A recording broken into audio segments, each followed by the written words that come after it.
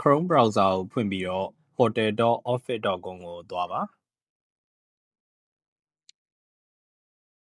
email account နဲ့ password နဲ့ sign in ဝင်ပေးပါ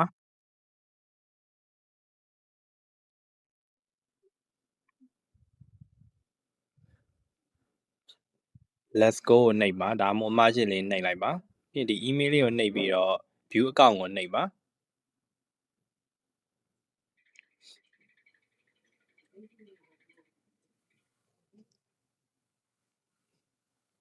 ပြီးရင် change password ကိုနှိပ်လိုက်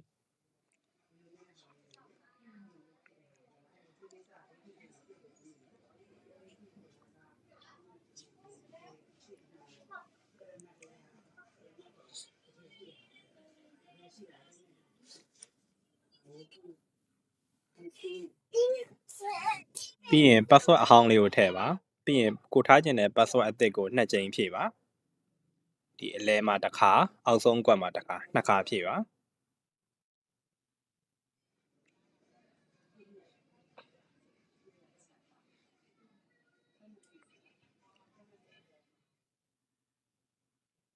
ဒါဆိုရင်တော့ password change တာလေးအောင်မြင်ပါပြီ